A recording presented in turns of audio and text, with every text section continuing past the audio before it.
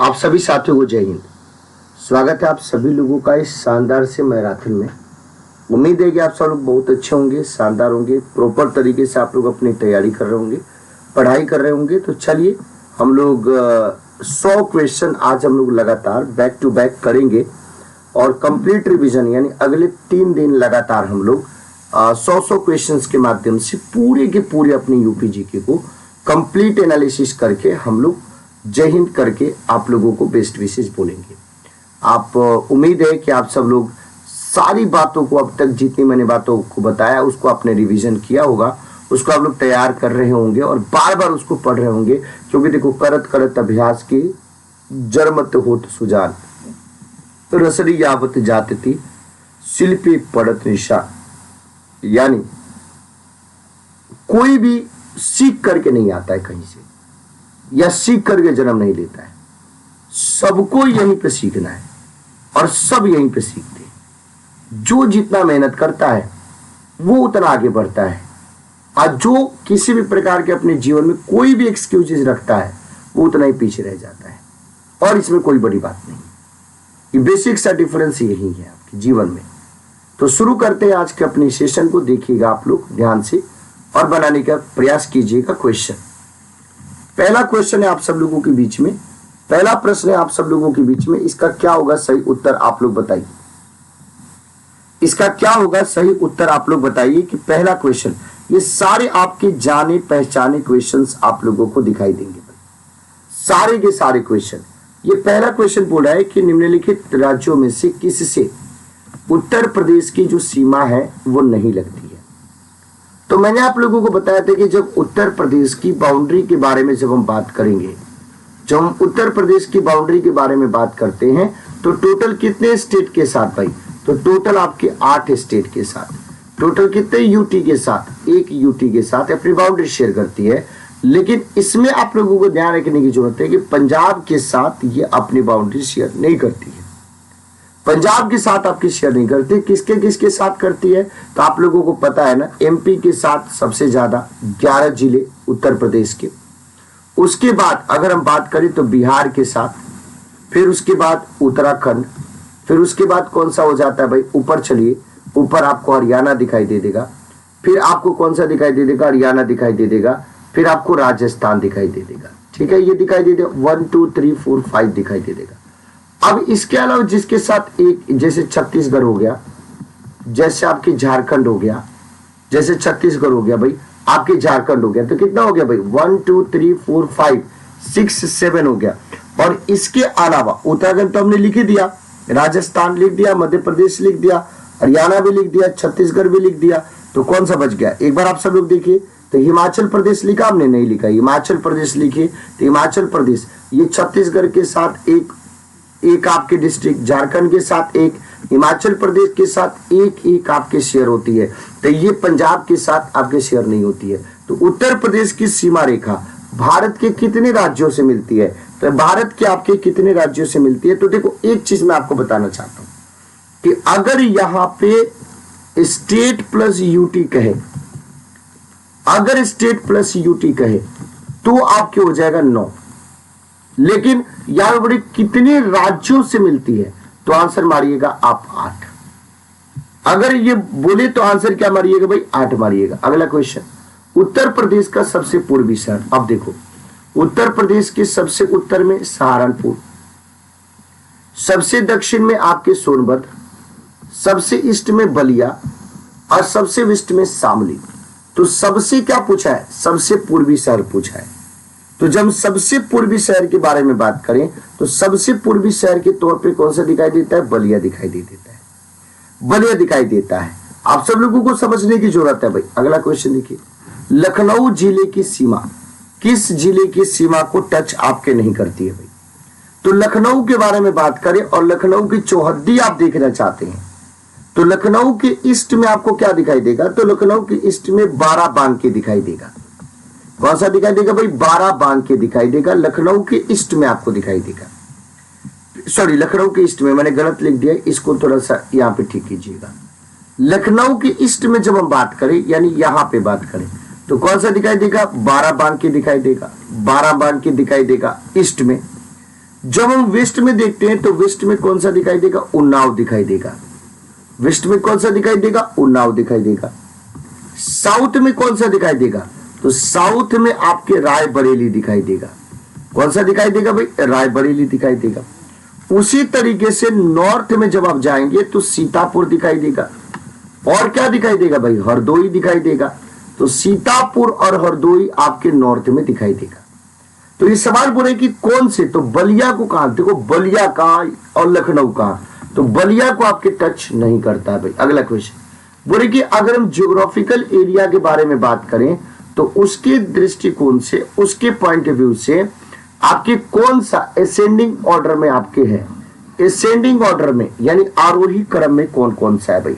तो ascending order में अगर हम उसके ऑर्डर एरिया के हिसाब से अगर हम बात करें तो एरिया के हिसाब से अगर हम असेंडिंग ऑर्डर के बारे में बात करें तो कौन सा दिखाई देता है? तो गौतम बुद्ध नगर, फिर बाराबांकी, फिर उसके बाद आप सब लोगों को ध्यान दिखाई देगा मिर्जापुर, फिर सोनभद्र, यानी एरिया की बात कर रहा है। तो इसमें सबसे कम गौतम बुद्ध नगर का, उससे ज्यादा बाराबांकी का, उससे ज्यादा मिर्जापुर का और उससे ज्यादा सोनभद्र का, ये आंसर हो जाएगा। उत्तर प्रदेश में जो न्यूनतम क्षेत्रफल वाला जनपद है, तो देखो सबसे बड़ा, मैं बार बार आप सब लोगों को इस बात को कहता हूं कि सबसे बड़ा जो आपका जिला है वो लखीमपुर खीरी है, लेकिन सबसे छोटा जिला अगर हम बात करें तो सबसे छोटा जिला आपके, जो देखो दो तरीके के क्वेश्चन होते हैं। एक होता है क्वेश्चन का एग्जैक्ट आंसर, अगर मान लो कि हम इसे ऐसे पूछ देता बिना ऑप्शन के पूछता और वो कहता कि सर यूपी के जो सारे के सारे 75 आपके जिले हैं, उन 75 जिले में सबसे कम आपके मिनिमम एरिया के बारे में बात करें, सबसे कम एरिया के बारे में बात करें तो किसका दिखाई देता? हापुड़ का दिखाई देता है, जिसका एरिया मात्र 660 किलोमीटर स्क्वायर है। मात्र कितना भी? 660 किलोमीटर स्क्वायर है। लेकिन जो ऑप्शन है संत कबीर नगर, गौतम बुद्ध नगर, अंबेडकर नगर, कानपुर, तो उसमें गौतम बुद्ध नगर का एरिया सबसे कम है। तो दो तरीके का होता है, एक होता है एग्जैक्ट आंसर और एक होता है best answer, best according to question. तो इस क्वेश्चन के अकॉर्डिंग इन चारों में से सबसे कम कौन सा है? गौतम बुद्ध नगर, इसको ध्यान रखिएगा। उत्तर प्रदेश का निम्नलिखित में से कौन सा जिला क्षेत्रफल के दृष्टिकोण से सबसे छोटा है? तो बिना सोचे समझे हापुड़ मार देना है भाई। बोले कि सबसे ज्यादा कहां पे? अगर हम सबसे ज्यादा के बारे में बात करें तो सबसे ज्यादा आपका जो एरिया है, जिसका एरिया 7680 किलोमीटर स्क्वायर है, 7680 किलोमीटर स्क्वायर है, वो कौन सा है? लखीमपुर खीरी। तो लखीमपुर खीरी जो है वो आपके एरिया में सबसे ज्यादा दिखाई देता है। फिर से उत्तर प्रदेश का सबसे बड़ा अगर आपको बात करें तो कौन सा हो जाता है? खीरी हो जाता है। अब सवाल देखिए, क्षेत्रफल के दृष्टिकोण से सबसे छोटा कौन सा है? अब यहां पे देखो, यहां पे आप क्या खोजोगे? यहां पे आप खोजोगे हापुड़, और हापुड़ आपको दिखाई नहीं देगा। तो यहां पे आप लोगों को ध्यान रखने की जरूरत है कि यहां पे जो अब इलाहाबाद को किसके नाम से जानते हैं? तो इलाहाबाद को अब हम प्रयागराज के नाम से जानते हैं। इलाहाबाद को किसके नाम से जानते हैं? प्रयागराज। तो इसमें से वाराणसी, जौनपुर, इलाहाबाद यानी प्रयागराज, गाजीपुर, इनमें सबसे छोटा कौन सा दिखाई देता है? तो वाराणसी आपको दिखाई देता है। नेक्स्ट क्वेश्चन, अब फिर से बोले कि आप मैप यूपी का अपने दिमाग में लेकर के आइए, यूपी के मैप को अपने दिमाग में लेकर के आइए और यूपी के मैप को थोड़ा ध्यान से अज्यूम कीजिए। अज्यूम करने के बाद आप उस मैप में नॉर्थ टू साउथ यानी ऊपर से नीचे की ओर आइए और बताइए कि इसमें से कौन सा स्टेटमेंट आपके सही है। तो नॉर्थ में सिद्धार्थनगर आपको दिखाई देगा, संत कबीर नगर, फिर अंबेडकर नगर, फिर संत रविदास नगर आपको दिखाई देगा। यानी सीधे तौर पे आंसर क्या हो जाएगा? बी हो जाएगा। अब नेक्स्ट क्वेश्चन देखिए, बोले कि कौन सा जनपद इलाहाबाद जनपद के साथ आपकी सीमा नहीं बनाता? थोड़ा मैप को अज्यूम कीजिए, मैंने बार बार आप लोगों को मैप दिखाया है। बोले कि इलाहाबाद जनपद के साथ, और वही इलाहाबाद जिनको हम लोग किसके नाम से जानते हैं? प्रयागराज के नाम से जानते हैं। इसके बारे में आप सब लोगों को ध्यान रखने की जरूरत है। अब देखो मिर्जापुर के बारे में बात करें तो मिर्जापुर आपको कहां पे दिखाई देगा? मिर्जापुर के बारे में अगर हम बात करें तो मिर्जापुर किसके बीच में दिखाई देगा? तो मिर्जापुर आपको सोनभद्र के बीच में और इलाहाबाद के बीच में, प्रयागराज यानी एक हो गया, नीचे हो गए कौन हो गए? सोनभद्र, तो सोनभद्र और इलाहाबाद जिले के बीच में आपको मिर्जापुर स्थित है। ऊपर कौन सा हो गया? प्रयागराज। तो प्रयागराज में देखिए और आपको देखिए सोनभद्र, और बीच में क्या दिखाई देगा? तो बीच में दिखाई देगा मिर्जापुर।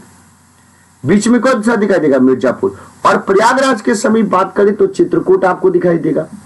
फिर आपको कौन सा दिखाई देगा भाई? रीवा दिखाई देगा। रीवा मध्य प्रदेश में आपको दिखाई देगा।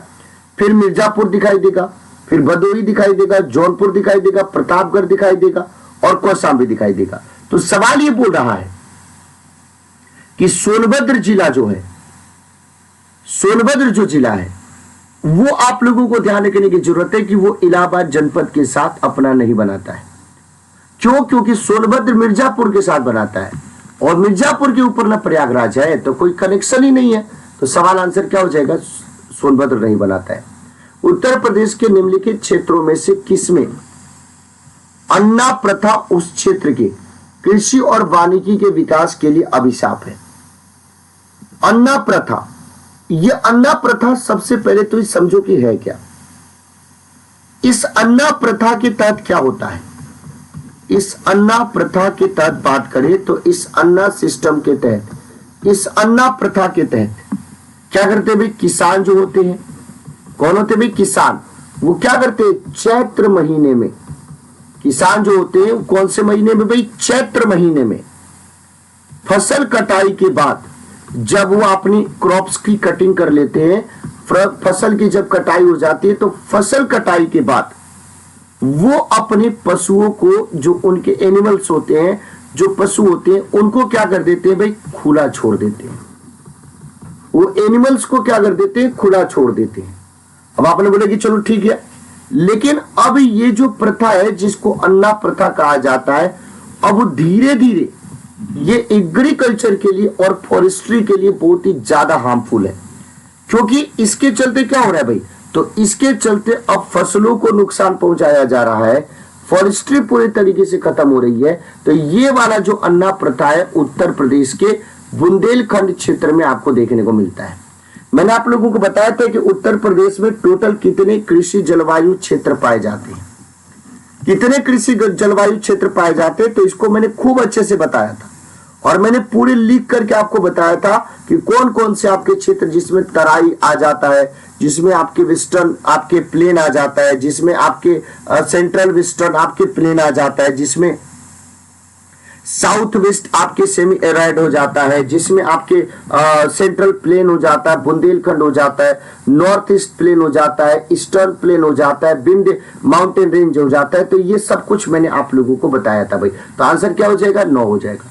उत्तर प्रदेश में मुख्य कृषि जलवायु क्षेत्र कितने हैं भाई? अरे भाई तुम कितने भी जोर दे करके पूछ लो, ये RO ARO में पूछा हुआ था, तो तुम कितने भी जोर दे करके पूछ लो, कैसे बदल सकते हो? उत्तर प्रदेश को कितने उसमें बांटा गया है, तो फिर से 9 में आपको डिवाइड किया गया है। फिर से वही सवाल, तो फिर से क्या हो जाएगा? 9 होगा। इसका मतलब है कि सवाल कोई सा भी हो, आंसर वही होगा। अब थोड़ा इस बात को देखिए, बोले कि यूपी की कौन कौन सी आपकी रिवर्स हैं जो कहीं ना कहीं आपके इन्वायरमेंट के पोल्यूशन के कारण, जो पर्यावरणीय प्रदूषण के कारण आपकी जैविक आपदा, जिसको बायोलॉजिकल डिजास्टर बोलते हैं, उसकी आपकी जैविक आपदा घोषित कर दी गई है। जैविक आपदा घोषित कर दी गई है। अब आप लोगों को मतलब ज्यादा आप लोगों को इसके बारे में न्यूज पता नहीं चलता है, इसके बारे में आपने सुना भी नहीं होगा। तो लेकिन एक चीज मैं 2 नदियों के नाम बता रहा हूं कि 2 नदियों के नाम, एक तो यमुना नदी जिसको क्या बोलते हैं हम लोग? ओपन ड्रेनेज बोलते हैं, खुला नाला बोलते हैं। और दूसरे नंबर पे कौन सा हो जाएगा? गोमती नदी हो जाएगा। तो 1 नंबर पे यमुना नदी, दूसरे नंबर पे गोमती नदी। इसका मतलब कि इसका सही तो यानी दोनों नदियों में से एक, यमुना भी हो सकता है, गोमती भी हो सकता है। तो इसलिए हमारा जो आंसर होगा वो केवल ए नहीं होगा, केवल बी नहीं होगा, ये दोनों के दोनों आंसर, दोनों में से कोई भी आपका हो सकता है बायोलॉजिकल डिजास्टर। उत्तर प्रदेश में वन क्षेत्र टोटल कितने हैं भाई? तो 4.46% आपके टोटल आपके वन क्षेत्र है, जिसको अलग अलग तरीके से हमने आपको डिवाइड किया था, अलग अलग चीजों को मैंने बताया था। इसके बारे में आप सब लोगों को ध्यान रखने की जरूरत है। तो ये 4.46% कब के अकॉर्डिंग? तो ये आपके 2005-2002 के अकॉर्डिंग। लेकिन अब के अकॉर्डिंग जब हम बात करें तो ध्यान रखिएगा कि अब के अकॉर्डिंग जब हम लोग बात करें तो याद रखिएगा कि अब जो आपका रिपोर्ट है वो ISFR 2021 का रिपोर्ट है।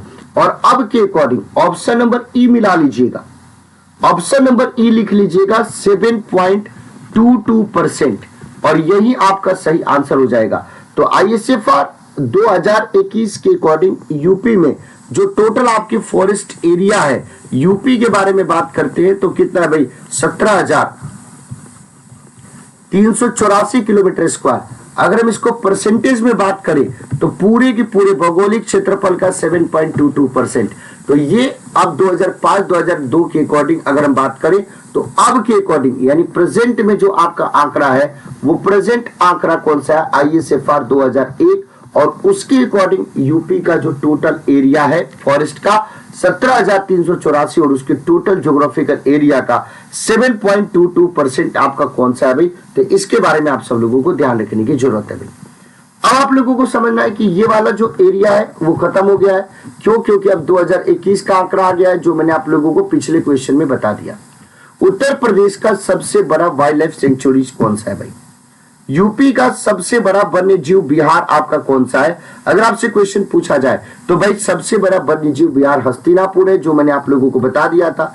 1986 में इसको एस्टेब्लिश किया गया था, 1986 में इसको एस्टेब्लिश किया गया था। और टोटल इसके एरिया के बारे में बात करें तो टोटल इसके एरिया आपको ध्यान रखने की जरूरत है 2073 किलोमीटर स्क्वायर है। चंद्रप्रभा के बारे में बात करें तो इसको 1957 में एस्टेब्लिश किया गया था, इसको 1957 में एस्टेब्लिश किया था। अगर हम किशनपुर के बारे में बात करें तो 1972 में इसको एस्टेब्लिश किया गया था। और रानीपुर के बारे में बात करें तो 1977 में इसको एस्टेब्लिश किया गया था। और सबसे बड़े अगर वाइल्ड लाइफ सेंचुरीज के बारे में बात करें तो हस्तिनापुर वन्य जीव अभ्यारण्य आ जाता है। उत्तर प्रदेश में एक बब्बर शेर सफारी भी है और एक बब्बर शेर सफारी आपको कहां पे मिलेगा भाई, तो अब आप सब लोगों को इटावा में। लेकिन अब इटावा में जो आपके बब्बर शेर सफारी है, अब इसको केवल और केवल शेर की सफारी नहीं बल्कि अब इसको मल्टीपल सफारी पार्क बना दिया गया है, बल्कि अब इसको मल्टीपल सफारी पार्क आपको बना दिया गया है।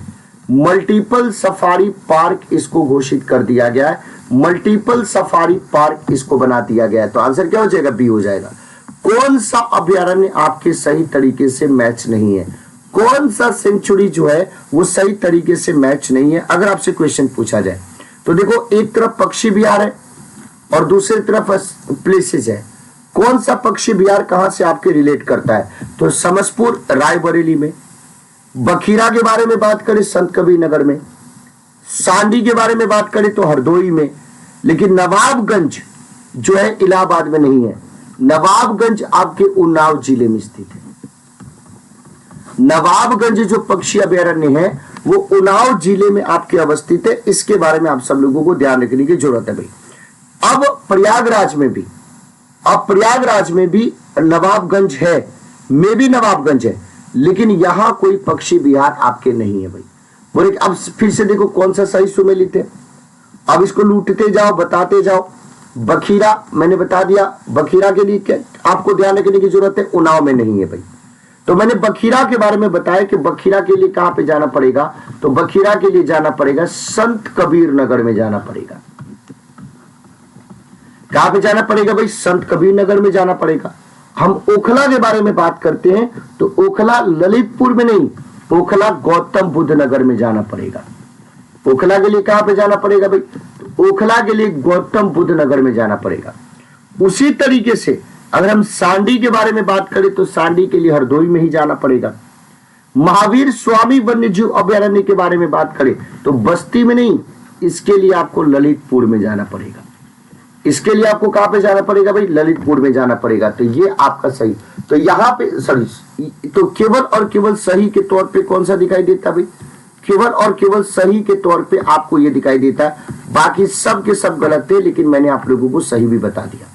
फिर देखो बखीरा पक्षी विहार आपके कहां पे स्थित है, तो बखीरा कहां पे हो जाएगा भाई, बस्ती में हो जाएगा। अब इसमें तो कोई डाउट ही नहीं होना चाहिए, आपकी बस्ती में हो जाएगा। दूधवा के बारे में जब हम बात करते हैं तो दूधवा कहां पे स्थित है, दूधवा, ये अगर हम आपसे बात करें तो ये जो है दुधवा राष्ट्रीय उद्यान, ये प्रोजेक्ट टाइगर का भी हिस्सा आपको दिखाई देता है। ये प्रोजेक्ट टाइगर के पार्ट के तौर पे भी आपको दिखाई देता है। प्रोजेक्ट टाइगर के पार्ट के तौर पे भी आपको दिखाई देता है। प्रोजेक्ट टाइगर के हिस्सा के तौर पे भी आपको दिखाई देता है। अगर हम इसके बारे में बात करें तो कहां पे स्थित है भाई? लखीमपुर खीरी में आपको दिखाई देता है। अगला क्वेश्चन, उत्तर प्रदेश में नवाबगंज पक्षी विहार आपको कहां पे दिखाई देता है? तो नवाबगंज पक्षी विहार के बारे में बात करें तो इसके लिए उन्नाव जनपद में। अब रिपीटेड क्वेश्चन आएगा। सुरहा ताल मैंने कितनी बार याद करवाया कि बलिया जिले में चले जाना। सुरहा ताल जिसको हम लोग क्या बोलते हैं? जिसको हम जयप्रकाश नारायण पक्षी विहार भी कहते हैं, जिसको हम लोग जयप्रकाश नारायण पक्षी विहार के नाम से भी जाना जाता है। जयप्रकाश नारायण पक्षी विहार के नाम से भी जाना जाता है और ये बलिया में स्थित है भाई। कौन सा एक खनिज उत्तर प्रदेश में नहीं पाया जाता है? कौन सा एक खनिज उत्तर प्रदेश में नहीं पाया जाता है? तो देखो, चूना पत्थर उत्तर प्रदेश में पाया जाता है, आपके बॉक्साइट भी पाया जाता है, जिप्सम भी पाया जाता है। लेकिन एक चीज मैं आपको बताना चाहता हूं कि ये जो अभ्रक है, ये आपके जो माइका जिसको कहते हैं, वो आपके यूपी में नहीं पाया जाता है। अब अलग अलग आपके जनपद है यूपी के, और उसके क्या भी मिनरल्स खनिज है। अगर हम जनपद और खनिज के बारे में बात करें तो सोनभद्र में आपको क्या दिखाई देता है? तो सोनभद्र में आपको दिखाई देता है चूना पत्थर। अगर हम ललितपुर के बारे में बात करें तो ललितपुर में आपको क्या दिखाई देता है? तांबा दिखाई देता है। इलाहाबाद में क्या दिखाई देता है? तो सिलिका बालू दिखाई देता है। यानी ए का आंसर क्या हो जाएगा? 2 हो जाएगा। बी का आंसर क्या हो जाएगा? 3 हो जाएगा। सी का आंसर क्या हो जाएगा? 1। तो 2, 3, 1 आपके करेक्ट आंसर हो जाएगा, सी हो जाएगा भाई। अगला क्वेश्चन देखिए, देखते जाओ आगे की ओर बढ़ते जाइएगा। अब अलग अलग यहां पे चीजें आपको दिखाई दे रही हैं और ये पूछ रहा है कि भाई कौन सा जगह किसके लिए बहुत ही ज्यादा फेमस है। जैसे सोनभद्र के बारे में बात करें तो चूने के पत्थर के लिए फेमस है। प्रयागराज के बारे में बात करें तो शीशे वाली बालू के लिए फेमस है। ललितपुर के बारे में बात करें तो तांबा के लिए फेमस है। और मिर्जापुर के बारे में बात करें तो नॉन प्लास्टिक फायर क्ले के लिए फेमस है। यानी ए का आंसर क्या हो जाएगा? तो ए का आंसर सीधे तौर पे 4 हो जाएगा। बी का आंसर क्या हो जाएगा? अगर हम इलाहाबाद के बारे में बात करें तो बी का आंसर 3 हो जाएगा। सी के बारे में बात करें तो सी का आंसर क्या हो जाएगा? 2 हो जाएगा। और डी का आंसर क्या हो जाएगा? 1। तो 4, 3, 2, 1 करेक्ट आंसर हो जाएगा, बी आंसर हो जाएगा। नेक्स्ट क्वेश्चन देखिए, सूची 1 को सूची 2 के साथ मिलाइए। एक तरफ दिया है एरिया, दूसरे तरफ दिया है खनिज। कौन सी एरिया में कौन सा खनिज आपको दिखाई देगा? कुछ नहीं करना है आपको। सोनभद्र के लिए चूना पत्थर लीजिए, आपको प्रयागराज के लिए सीसा बालू लीजिए, ललितपुर के लिए तांबा लीजिए और मिर्जापुर के लिए नॉन प्लास्टिक फायर के लिए लीजिए। इसका मतलब सीधे तौर पे आंसर क्या हो जाएगा? डी हो जाएगा। 4, 2, 1, 3। अगला देखिए नेक्स्ट क्वेश्चन, उत्तर प्रदेश में जो मेनली जो इंपॉर्टेंट आपके खनिज है, यूपी आरओ में पूछा तो बोले कि जो मेन आपके खनिज है यूपी में पाए जाने वाले वो कौन है भाई? एक है लाइमस्टोन और दूसरा है डोलोमाइट। एक है लाइमस्टोन, दूसरा है डोलोमाइट। उत्तर प्रदेश में कोयले के भंडार कहाँ पाए जाते हैं? यूपी में कोयला का भंडार कहाँ पे पाया जाता है? अगर यूपी में कोयला आपको चाहिए तो इसके लिए कहाँ पे जाना पड़ेगा? सोनभद्र आपको जाना पड़ेगा। कहाँ पे जाना पड़ेगा इसके लिए भाई? तो सोनभद्र जाना पड़ेगा। और जैसे ही आप सोनभद्र में जाएंगे, सिंगरौली एरिया है, सिंगरौली क्षेत्र है, उस सिंगरौली क्षेत्र में आपको दिखाई दे देगा, सीधे तौर पे आपको दिखाई दे देगा कोयला। सीधे तौर पे दिखाई देगा कोयला। बुंदेलखंड में क्या दिखाई देगा? तो बुंदेलखंड में बात करें तो यहां पे आपको दिखाई देगा डायस्पोर। यहां पे क्या दिखाई देगा भाई? डायस्पोर दिखाई देगा, पहली बात। और दूसरी बात जो है वो दिखाई देगा पायरोफिलाइट। कौन सा दिखाई देगा? पायरोफिलाइट दिखाई देगा। दूसरा कौन सा दिखाई देगा भाई? पायरोफिलाइट आपको दिखाई देगा। ये तो गई बुंदेलखंड एरिया में। इसके अलावा विंध्य वाले एरिया में जब हम बात करते हैं, विंध्य क्षेत्र में, तो यहां पे आपको कौन सा दिखाई देगा? एंडालुसाइट। कौन सा दिखाई देगा भाई? एंडालुसाइट।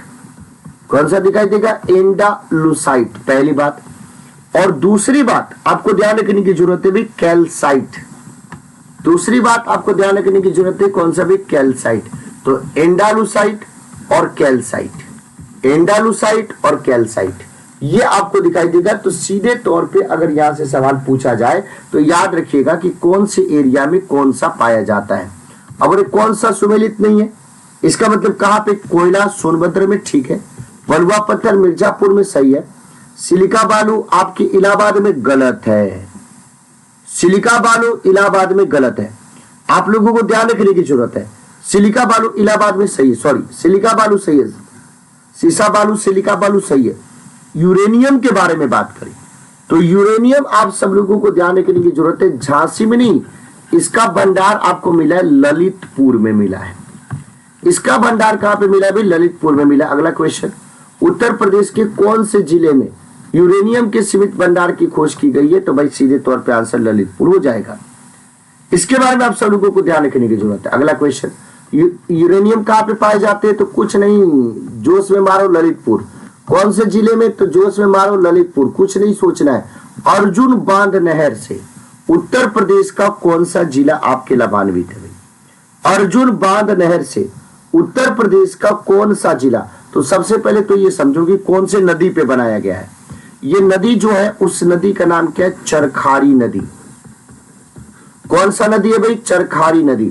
तो यूपी के चरखारी नदी जो कि उत्तर प्रदेश के महोबा जिले में स्थित है, उत्तर प्रदेश के महोबा जिले में स्थित है। तो यूपी के महोबा डिस्ट्रिक्ट के चरखारी गांव में, कौन से गांव में भाई? चरखारी में, उत्तर प्रदेश के महोबा के चरखारी में चरखारी नदी के ऊपर यह बांध आपको बनाया गया है, जो 1957 में बन करके रेडी हो गया था, जो कि 1957 में बन करके क्या हो गया था भाई? रेडी हो गया था। 1957 में बन करके पूरे तरीके से तैयार हो गया था। और इस वाले बांध से दो आपके, एक है महोबा और दूसरा है हमीरपुर। ये दो आपके डिस्ट्रिक्ट बहुत ही ज्यादा लाभान्वित होते हैं, एक है महोबा और दूसरा कौन सा है? तो दूसरे को हम लोग क्या कहते हैं? हमीरपुर के नाम से जानते हैं। तो महोबा और हमीरपुर ये दो आपको दिखाई देते हैं। पारीछा बांध उत्तर प्रदेश का कौन से नदी के ऊपर अवस्थित है भाई? पारीछा बांध के बारे में बात करें तो उत्तर प्रदेश का कौन से नदी के ऊपर आपको अवस्थित है? तो कौन सी नदी है? बेतवा।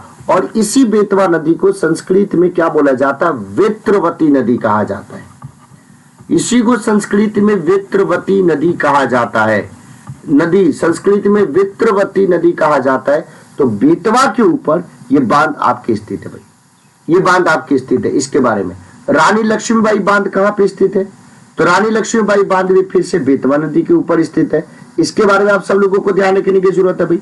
तो राजघाट बांध का जो जलाशय है, जो यूपी के ललितपुर में, जो यूपी के ललितपुर में जो आपको ध्यान रखने की जरूरत है कि जो राजघाट बांध जलाशय है, राजघाट बांध जो जलाशय है, अगर हम उसके बारे में बात करें कि राजघाट बांध जलाशय जो है उसी को अब क्या बोला जाता है?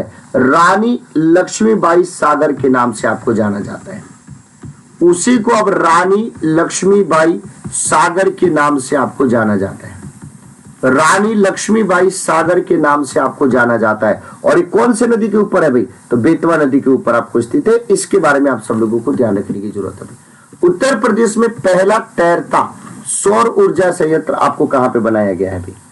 तो ये इसकी जो क्षमता है वो 150 मेगावाट की क्षमता है। ये जो बनाया गया है 150 मेगावाट। और इसके लिए कौन से बांध पे जाना पड़ेगा? रिहंद बांध पे जाना पड़ेगा। और 750 करोड़ रुपए, 750 करोड़ रुपए से लगा करके सोनभद्र जिले में रिहंद बांध पर ये बनाया गया है। कौन सा एक बांध उत्तर प्रदेश में आपके नहीं है भाई? कौन सा एक बांध उत्तर प्रदेश में नहीं है? तो देखिए, जो अडवा बांध के बारे में बात करें तो अडवा बांध कहां पे दिखाई देगा? मिर्जापुर उत्तर प्रदेश में दिखाई देगा। जब अहरौरा के बारे में बात करते हैं तो अहरौरा भी कहां पे आपको दिखाई देगा? मिर्जापुर उत्तर प्रदेश में दिखाई देगा। बघेलखंड के बारे में बात करें तो ये भी बलरामपुर में दिखाई देगा। और बलरामपुर भी कहां पे है? उत्तर प्रदेश में। लेकिन बदुआ के बारे में बात करें तो इसके लिए आपको कहां पे जाना पड़ेगा? बांका।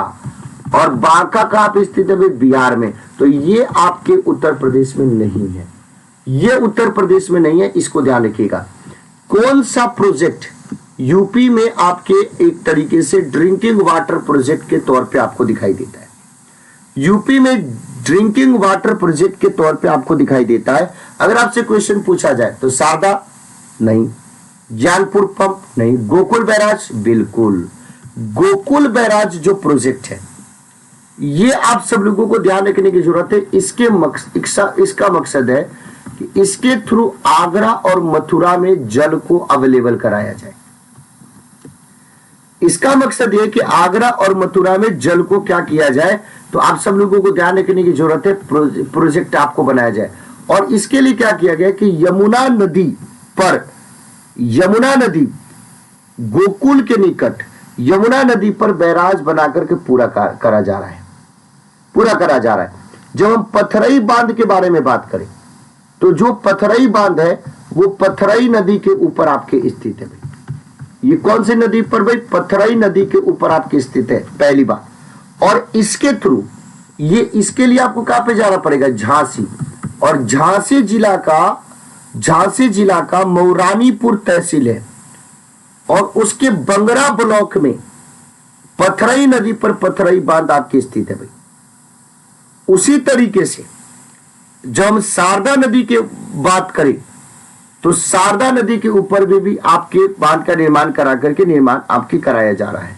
तो ये चीज आप लोग ध्यान रखिएगा। उत्तर प्रदेश का सबसे लंबा नहर, ये चीज मैं पहले ही बता चुका हूं, वो कौन सा भाई? शारदा नहर। शारदा नहर के बारे में बात करें तो इसका ओरिजिन कहां से आपको दिखाई देता है? इसका उद्गम कहां से दिखाई देता है? तो इसका उद्गम दिखाई देता है बनबासा से। इसका ओरिजिन कहां से दिखाई देता है भाई? बनबासा से। और बनबासा कहां पे है? तो यूपी नेपाल सीमा पीलीभीत में ये आपकी स्थित है भाई। यूपी नेपाल सीमा पीलीभीत में ये बनबासा आपको दिखाई देगा। अब यहां से कौन सी नदी से निकलती है भाई? शारदा नदी से। अब इस शारदा में भी डाइवर्सिटी है पूरा का पूरा। आप इसको शारदा कह लीजिए, आप इसको काली कह लीजिए, आप इसको महाकाली कह लीजिए, जो मन कर ये कह करके एड्रेस कर सकते हैं। इस नदी से इसका आपके एक तरीके से निकाली गई है। उसी तरीके से निचली गंगा नहर के बारे में बात करें तो ये आपको गंगा नदी से आपको निकाली गई है, गंगा से। और कहां पे आपको दिखाई देगा? तो इसके लिए आपको बुलंदशहर नरौरा में जाना पड़ेगा। नरौरा बुलंदशहर में आपको जाना पड़ेगा। अगर हम आपके केन नहर के बारे में बात करें, केन नहर, तो ये यूपी और एमपी का एक तरीके से ज्वाइंट प्रोजेक्ट के तौर पे आपको दिखाई देता है। उसी तरीके से घाघरा के बारे में बात करें तो इसका जो ओरिजिन होता है वो मिर्जापुर में होता है। इसका जो ओरिजिन होता है वो आपके मिर्जापुर में होता है। कहां पे होता है भाई? तो इसका ओरिजिन आपके मिर्जापुर में होता है। और कौन कौन से जिले इसके लपेटे में आते हैं? तो एक कौन सा भाई? सोनभद्र। और दूसरा कौन सा भाई? तो मिर्जापुर। एक कौन सा है? सोनभद्र। और दूसरा कौन सा है? तो दूसरा है आपकी मिर्जापुर। ये दोनों के दोनों आप सब लोगों को ध्यान रखने की जरूरत है। अगला क्वेश्चन देखिए, निचली गंगा नहर का उद्गम स्थल गंगा पर कहां पे है भाई? तो गंगा पर कहां पे? तो नरौरा में। कहां पे भाई? बुलंदशहर में, नरौरा में। निम्नलिखित में से कौन से जनपद मध्य गंगा नहर से आपके लाभान्वित होते हैं? मध्य गंगा नहर से आपके लाभान्वित होते हैं। तो बिजनौर जनपद के समीप गंगा नदी पर बैराज बना करके ये आपके चीजें शुरू करी गई है। तो यहाँ पे मथुरा लाभान्वित होता है, अलीगढ़ होता है, हाथरस होता है, आगरा नहीं होता है। तो 2, 3, 4 आंसर हो जाएगा। कौन सा आपके पेयर जो है वो मैच नहीं है? एक तरफ नगर कस्बा, एक तरफ नदी। कौन सा नदी? तो देखो बिठूर कानपुर में है, गंगा नदी के किनारे पे। गोरखपुर राप्ती नदी के किनारे। कौशाम्बी इलाहाबाद के समीप यमुना नदी के किनारे। जौनपुर के बारे में बात करें तो जौनपुर जो है वो आपको ध्यान रखने की जरूरत है भाई। जौनपुर गोमती नदी के किनारे। कौन से नदी के किनारे? गोमती नदी के किनारे। और सई नदी जो है, सई जो नदी है उसके किनारे कौन सा है? प्रतापगढ़। वो कौन सा भाई? प्रतापगढ़। और ये सई नदी प्रतापगढ़ से होते हुए बहते हुए जाकर के ये आपके लखनऊ में गोमती में मिल जाती है। निम्नलिखित में से कौन सा? अब फिर से वही सवाल है। गंगा वाराणसी के किनारे, गोमती के किनारे आपको दिखाई देगा सुल्तानपुर, जौनपुर, लखनऊ। अगर हम कोसी के बारे में बात करें तो ध्यान रखने की जरूरत है कि कोसी के किनारे अगर आपसे बात करा जाए, गोरखपुर कोसी के किनारे नहीं है, गोरखपुर राप्ती नदी के किनारे है और अयोध्या आपके सरयू के किनारे है। और अयोध्या किसके किनारे भाई? सरयू के किनारे है। यानी गोरखपुर राप्ती नदी के किनारे। अभी हमने देखा, अगला क्वेश्चन देखिए, कौन से नदी के तट पर गोरखपुर? तो राप्ती नदी के तट पर। गंगा नदी उत्तर प्रदेश में कौन से जनपद से प्रवेश करती है? बिजनौर से प्रवेश करती है। कहां से प्रवेश करती है भाई? बिजनौर से प्रवेश करती है। इसके बारे में आपको ध्यान रखने की जरूरत है। उत्तर प्रदेश के निम्नलिखित नदियों में से किसके उद्गम स्थल हिमालय में आपके नहीं है? किसके आपके ओरिजिन हिमालय में नहीं है? गोमती के आपके नहीं है, गोमती के नहीं है। क्यों? क्योंकि गोमती जो है वो उत्तर प्रदेश के पीलीभीत जिले के दलदली क्षेत्र से निकलती है। ये गोमती जो है पीलीभीत आपके डिस्ट्रिक्ट के पीलीभीत जिले के दलदली क्षेत्र से आपके निकलती है। पीलीभीत जिले के दलदली क्षेत्र से आपके ये निकलती है, पहली बात हुई। और उसके बाद बेतवा, बेतवा के बारे में बात करें तो ये मध्य प्रदेश के रायसेन जिले से आपके निकलती है। मध्य प्रदेश के रायसेन जिला में एक गांव है, उसको बोलते हैं कुमरा गांव। उसको क्या बोलते हैं भाई? कुमरा गांव बोलते हैं। तो कुमरा गांव नामक स्थान से निकल करके ये हमीरपुर के निकट आपके बेतवा मिल जाती। तो 1 और 3 ये आपके हिमालय से नहीं निकलती है। तो आंसर क्या हो जाएगा? ये देसी नदी है भाई, एक उत्तर प्रदेश से नहीं गुजरती है। कौन सी आपकी जो नदी है वो उत्तर प्रदेश से आपके नहीं गुजरती है? तो भाई झेलम का क्या ही उत्तर प्रदेश से लेना देना है? झेलम का क्या ही उत्तर प्रदेश से लेना देना है? ये तो उधर वेस्ट के तरफ ही जाकर के आपके अरब सी में जाके चली जाएगी। सबसे ज्यादा बाढ़ प्रभावित क्षेत्र उत्तर प्रदेश का कौन सा है? तो सबसे ज्यादा बाढ़ प्रभावित क्षेत्र उत्तर प्रदेश का पूर्वी क्षेत्र है भाई। उत्तर प्रदेश में सिंचाई के मुख्य साधन कौन है? सिंचाई के मुख्य साधन कौन है भाई? तो सिंचाई के मुख्य साधन इस सारे के सारे हैं, लेकिन ऑर्डर में बात करें तो सबसे ज्यादा सिंचाई नलकूप से होती है, क्या? ट्यूबवेल से, उसके बाद नहर से होती है, ड्रेनेज से, उसके बाद तालाब और कुएं से होती है, फिर उसके बाद अगर कुछ यूज किया जाता है तो 2 1 3 4 हो जाएगा आंसर। उत्तर प्रदेश में सिंचाई का सबसे बड़ा साधन नलकूप है भाई। कौन ट्यूबवेल सिंचाई के क्षेत्र में सबसे ज्यादा आपके ऊपर है? तो आंसर क्या हो जाएगा? उत्तर प्रदेश हो जाएगा। ट्यूबवेल सिंचाई में सबसे ऊपर कौन सा है? तो उत्तर प्रदेश हो जाएगा। इसमें कुछ नहीं भाई। बोले कि कुल सिंचित क्षेत्र का नहर सिंचाई क्षेत्र का कितना प्रतिशत है? नहर सिंचाई क्षेत्र का कितना प्रतिशत है? अब देखो, जो 2022 का जो आंकड़ा है उसमें आप सब लोगों को ध्यान रखने की जरूरत है भाई। उस समय अगर हम बात करें तो टोटल आपके 2000 अगर हम 19-20 में यानी 2022 के अकॉर्डिंग बात करें तो ऑप्शन नंबर ई आप लोगों को मिलाना पड़ेगा। 15.1% आपको लिखना पड़ेगा। किसके अकॉर्डिंग? अब के अकॉर्डिंग। यानी 2022 का जो आंकड़ा है, 2022 का जो आंकड़ा है, लेकिन 2022 का आंकड़ा किसके लिए? तो 2019-20 के लिए। 2022 का जो आंकड़ा है उसके अकॉर्डिंग 15.1% आपके है। कौन सा जिला अवनालिका अपरदन से आपके प्रभावित है? अवनालिका अपरदन से आपके प्रभावित है तो ये आपका जो जिला है वो कौन सा भाई? इटावा। अगला क्वेश्चन, कौन सा नगर राष्ट्रीय महामार्ग 2 के द्वारा आपके नहीं जोड़ा गया है? तो देखो, जो राष्ट्रीय महामार्ग यानी NH2 के बारे में बात करें तो NH2 जो है आपको किसको किसको जोड़ता है? तो मथुरा को जोड़ता है।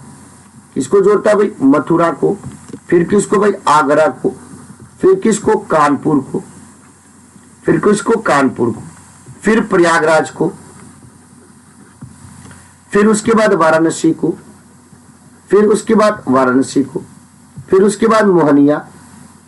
इसको भाई? मोहनिया। फिर उसके बाद बाढ़ी बारा। इनसे हो करके आपको ध्यान रखने की जरूरत है कि NH2 होकर के आपके गुजरता है। NH2 आपके गुजरता है। अब NH2 का नाम चेंज करके अब जानते हो क्या कर दिया गया है? अब आपको ध्यान रखने की जरूरत है। NH2 का नाम चेंज करके NH2 का नाम चेंज करके NH2 का नाम चेंज करके NH19 कर दिया गया है।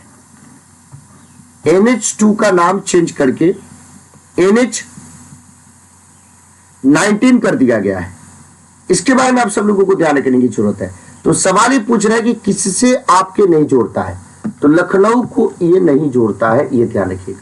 जीटी रोड नहीं गुजरता है। अब आप लोगों को पता है कि जीटी रोड, जिसको पहले सड़क ए आजम के नाम से जाना जाता था, इसके नाम से भाई सड़क ए आजम के नाम से जाना जाता था। और ये जो आपके सड़क ए आजम जीटी रोड के बारे में जब हम बात करें, तो सड़क ए आजम, मेरे प्यारे साथियों ध्यान से समझिएगा कि सड़क ए आजम के बारे में डिस्कशन करेंगे, तो सड़क ए आजम शेरशाह सूरी के द्वारा निर्मित और मरम्मत किया हुआ था। बाद में अगर हम बात करें तो इसको GT road grand trunk road के नाम से जाना गया, जो रोड सोनार गांव से शुरू होता है।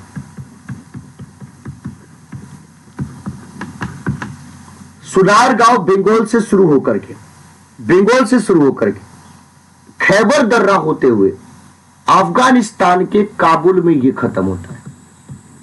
अफगानिस्तान के काबुल में ये खत्म होता है। तो कौन से नहीं गुजरता है भाई?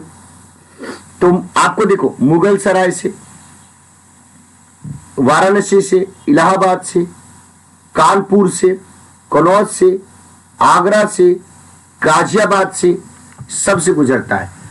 अलीगढ़ से ये नहीं गुजरता है भाई। कौन उत्तर प्रदेश में बौद्ध परिपथ का भाग आपके नहीं है भाई? निम्नलिखित में से बौद्ध परिपथ, तो देखो बौद्ध परिपथ जो आपके विकसित किया जा रहा है यूपी में, उसमें कौन कौन से आ जाते हैं? उसमें सारनाथ आ जाता है। उसमें कौन सा आ जाता है? जो भगवान बौद्ध से संबंधित है, कौशाम्बी। उसके बाद कौन सा आ जाता है? कुशीनगर। उसके बाद कौन सा आ जाता है? कुशीनगर। उसके बाद कौन सा आ जाता है? कपिल वस्तु। और कपिल वस्तु का मतलब है कि अभी के समय पिपराहवा।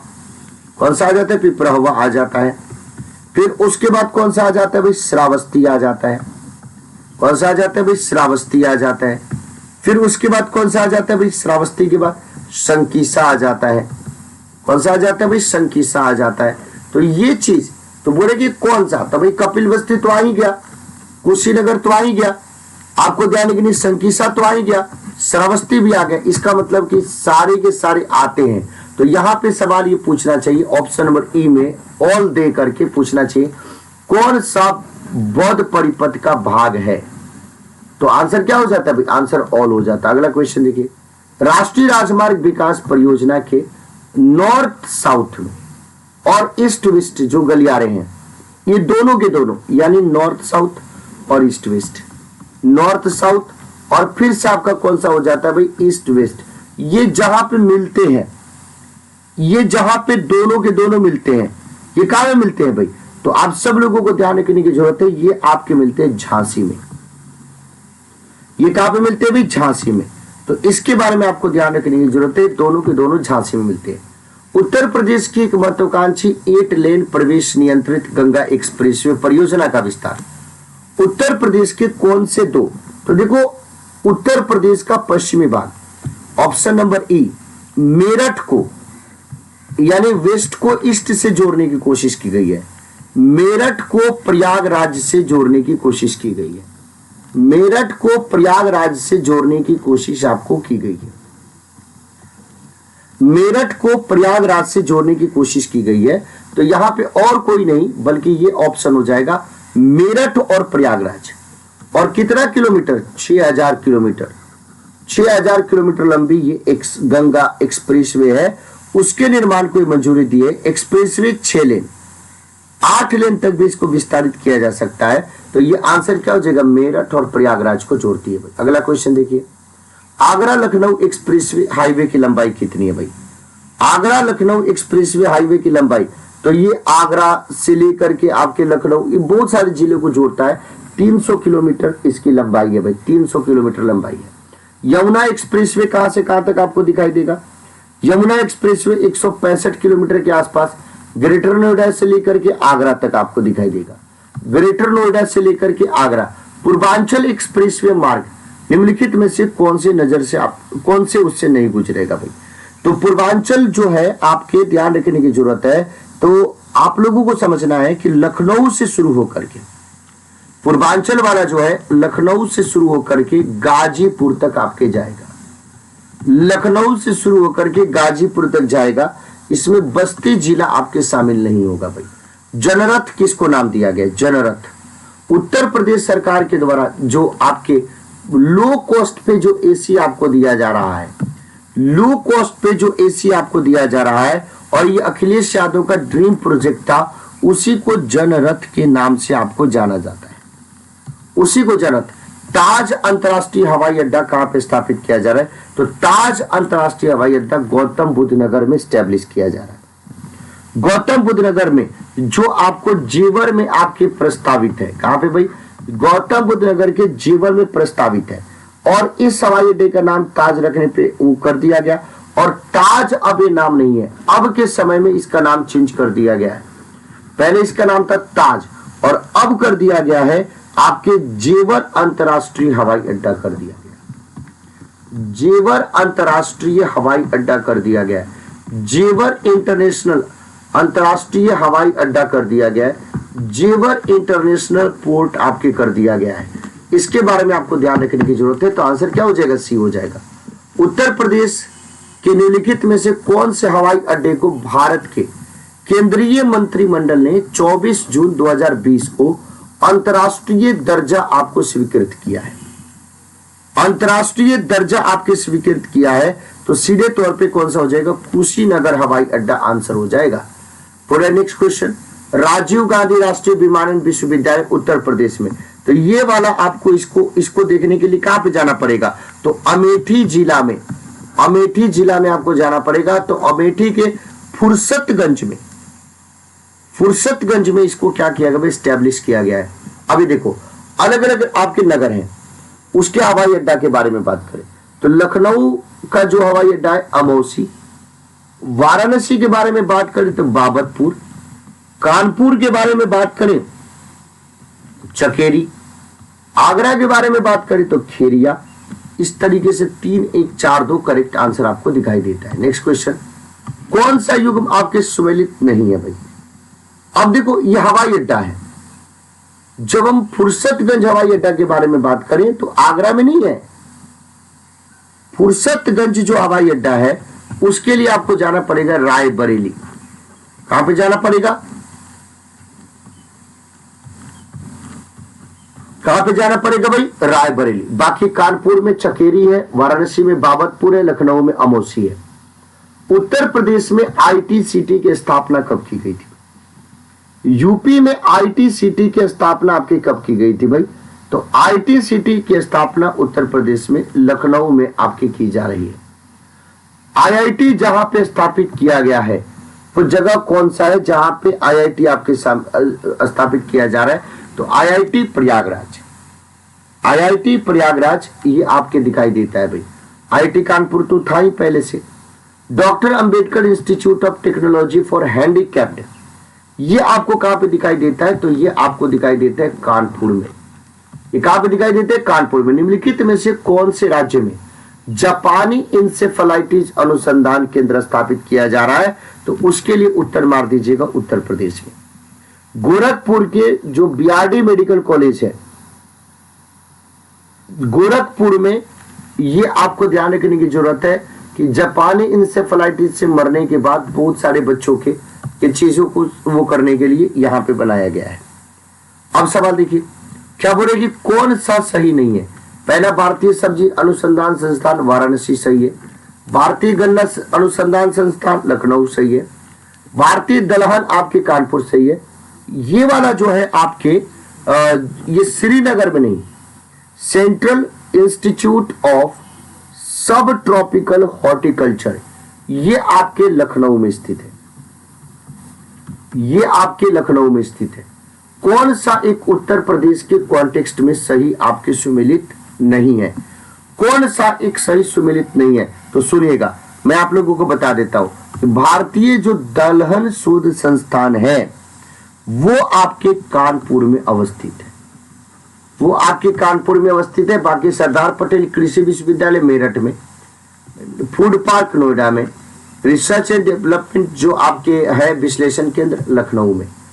भारतीय दलहन शोध संस्थान ये कहां पे है? तो ये आपको दिखाई देता है कहां पे भाई, कानपुर में दिखाई देता है। अभी मैंने आपको बताया उत्तर प्रदेश के निम्नलिखित में से कौन से नगरों में से भारतीय दलहन अनुसंधान संस्थान स्थित है, तो कानपुर में। अब कहीं से भी पूछेगा तो अब बता दोगे, कुछ भी पूछेगा तो बता। राष्ट्रीय चैंबर ऑफ उद्योग और वाणिज्य ये कहां पे स्थित है भाई, आगरा में स्थित है। ये राष्ट्रीय चैंबर ऑफ उद्योग और वाणिज्य उत्तर प्रदेश के बारे में बात करें तो इसको कब स्टैब्लिश किया गया था, तो 1949 में इसको स्टैब्लिश किया गया था। 1949 में इसको स्टैब्लिश किया गया था। स्कूल ऑफ पेपर टेक्नोलॉजी अगर हम बात करें तो कहां पे दिखाई देता है, सहारनपुर में दिखाई देता है। उत्तर प्रदेश में school of paper technology Saharanpur में स्थित है। पेपर टेक्नोलॉजी आपके सहारनपुर में स्थित है। आप देखो ये अलग अलग संस्थान दिए गए हैं और इन संस्थानों के आपके मैच करना है। Central drug research institute Agra में आपको दिखाई देता है। Central leprosy institute, national leprosy institute Agra में दिखाई देता है।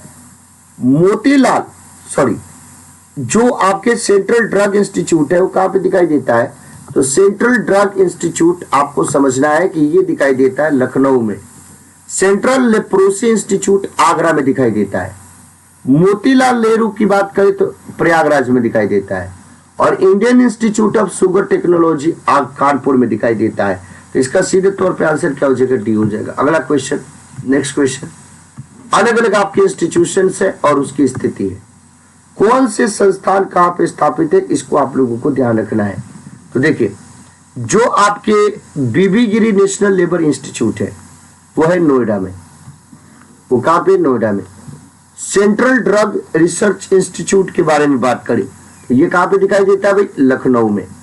नेशनल जालमा इंस्टीट्यूट फॉर लेप्रोसी अगर हम इसके बारे में बात करें तो इसके लिए कहां पे जाना पड़ेगा, आगरा में। Central institute for research on कैटिल ये मेरठ में जाना पड़ेगा। तो आंसर क्या हो जाएगा भाई, डी हो जाएगा। अगला क्वेश्चन देखिए, अलग अलग तरीके के संस्थान दिए गए जैसे बीबी गिरी राष्ट्रीय श्रम संस्थान ये आपके नोएडा में स्थापित है। भारतीय सब्जी अनुसंधान संस्थान ये वाराणसी में शामिल है। दीनदयाल उपाध्याय पशु चिकित्सा विज्ञान विश्वविद्यालय ये आपके कहां पे स्थित है भाई, तो ये आपके ध्यान रखने की जरूरत है। पशु चिकित्सा विद्यालय ये आपके मथुरा में स्थित है। ये कहां पे स्थित है भाई, तो मथुरा में स्थित है। और इसके अलावा कौन सा बच गया भाई, इसके अलावा बच गया क्षेत्रीय रेल प्रशिक्षण संस्थान ये गाजीपुर में स्थित है। इसका मतलब है कि 4 1 2 3 सही आंसर है भाई। नेक्स्ट क्वेश्चन देखिए, शिलाधर मृदा विज्ञान संस्थान, शिलाधर मृदा विज्ञान संस्थान इलाहाबाद। ये ना बहुत बार ये सब क्वेश्चन पूछे जाते हैं। दिया सलाई उद्योग के बारे में बात करें तो दिया सलाई उद्योग का मेन सेंटर आपको यूपी में कहां पे दिखाई देता है, तो बरेली में दिखाई देता है। उत्तर प्रदेश में एक जनपद एक उत्पाद, वन डिस्ट्रिक्ट वन प्रोडक्ट, उसके अकॉर्डिंग अगर हम बात करें तो भाई अमेठी में मूंज के उत्पाद, बागपत में लकड़ी के खिलौने नहीं, बागपत में आप लोगों को ध्यान रखने की जरूरत है जो घरेलू सजावटी सामान, जो घर को सजाने के लिए जो सजावटी सामान होता है उस घरेलू सजावटी सामान को तौर पे आप लोग देख सकते हैं। गौतम बुद्ध नगर रेडीमेड कपड़े, आगरा आपके चर्म के उत्पादन। अब यहाँ पे देखो अलग अलग तरीके के उद्योग दिए गए हैं। पूरे की जो लकड़ी का उद्योग है उसके लिए कौन फेमस है, वाराणसी।